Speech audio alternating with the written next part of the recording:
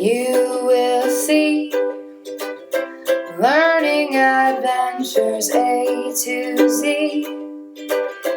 Future's happening, every book you can imagine will be at Brown City Library. Crafts and games, having fun in so many ways at Brown City Library. Ooh. I shouldn't have had coffee. Okay. Hi, I'm Leah Shemansky, and today my guest is Isabella Saraki. And today I have a few questions for you. So the first question is, how do you and your family use the Brown City Library? For holidays, we print stuff out and we rent books. What changes would you like to see be made in order to kind of, make you want to use the library more? If they had a wider selection of books and if there were like more of like books that kids are into in 2019 and 2020, then maybe I'd want to use it more. What are some activities you think you would like here? Maybe like a makerspace, and I also think an escape room would be cool. So what's a makerspace? Like a bunch of kids come up to a table, I guess, and they just make things out of arts and crafts and stuff. So what's an escape room? An escape room is where you solve puzzles and riddles to find the key to make your way out of the room. So how would the escape room be set up? I guess sometimes it would be scary, but I think what a good idea for an escape room would be in the library is to just have the librarian ask what kind of an escape room you would want to do and do the one with the most votes. What kind of books do you really like? I like comic books and novels and stuff like that. But I think a really good book for them to have would be Calvin and Hobbes, because me and my sisters really like to read them. They're funny. So is that your favorite type of book? Is Calvin and Hobbes? Pretty much. I mean, we have like a ginormous book of it at home, and we're like halfway through it already. So are there any other specific type of comic books or graphic novels that you like? Not really, but I've been wanting to read Big Nate, and there's only one book.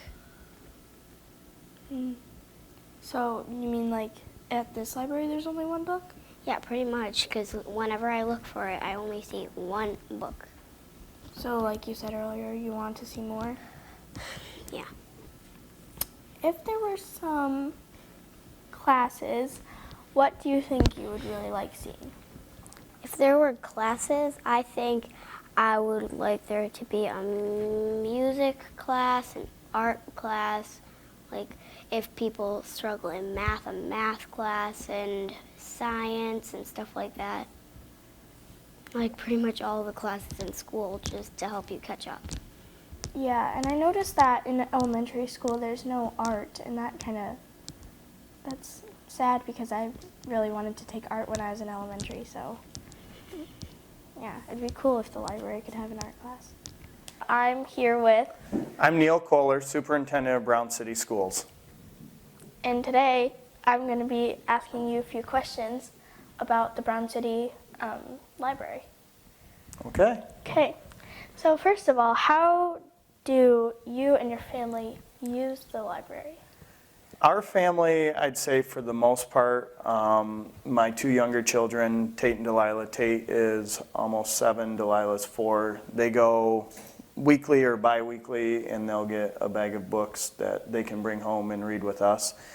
That's really about the only way we currently use the library here in Brown City. We did live before in Capac and Emily City, and we used those ones slightly differently. They had some other features that I think could potentially be added to Brown City.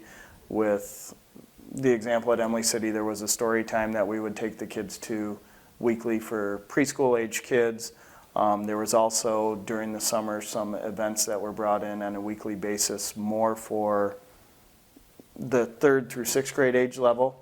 And typically they would bring in somebody from out of town who would put on something, but then also have some book choices for the week that we used to take Brandon to, my older son, who's entering 9th grade. So we've used libraries differently, but Brown City here, all we're currently doing is just checking out books. So, what other changes would you like to see possibly be made to the... Obviously, any changes would depend on funding availability, depending how many people they can get there. I, for one, would like to see a few more community-related things where they get groups up there doing group things other than just checking out books. That could be adults, could be kids, could be any of that. From the school side, if there was something during the summer where 1 or 2 days a week they had something for the different age kids and had some activity to go along with a book project or a learning project, I think that would be beneficial. I would also like to see more of the technology stuff. I know audiobooks are, something that we don't have a lot of. People do a lot more with the audiobooks, the podcasts, things like that, versus just the actual book than they used to. And I think if we could get more technology-related things, that would be beneficial. Possibly a few learning classes for our adults in town as well, if there's different areas that, they could be able to come in as a large group and learn something. I don't know exactly what those programs are, but I think reaching out to other libraries and seeing what they're doing would be beneficial. So, if the libraries move to a larger facility, what could you see them doing? What I could see, a lot of our learning has transitioned over the years here at the school. More recently, there's a lot more online learning, whether it be at the high school level or even the secondary level.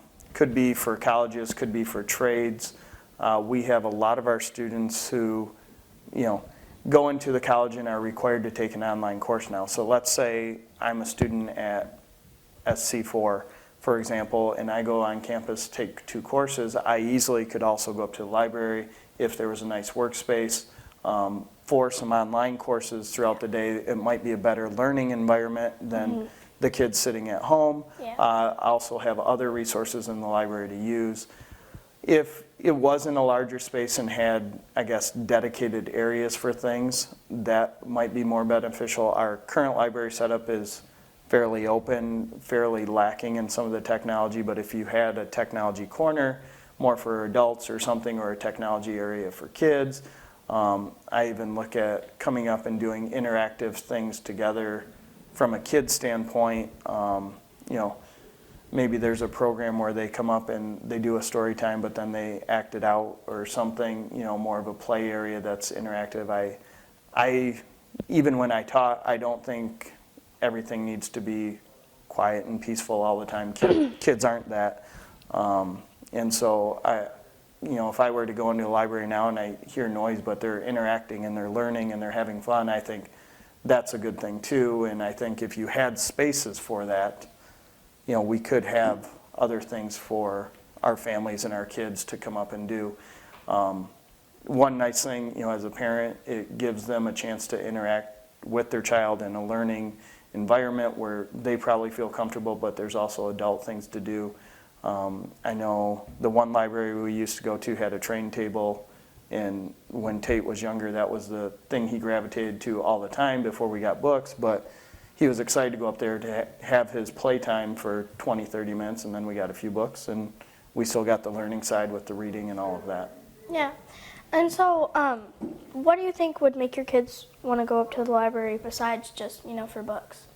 Like, I think if there was things either on a weekly or monthly basis where their friends were also there. I mean, you look Yeah. at any kids, if your friends are going there too, the draw is part of the social aspect. It's not just going to get books. It's okay, my friends are going there, we're going to do this program, we're going to hang out, we're going to do this fun activity for 30 minutes, 20 minutes, or maybe there's something like a magician comes in once during the summer, or maybe somebody brings in some certain kinds of animals, and then the librarian has out a set of science books that they can take home on those animals after, check out.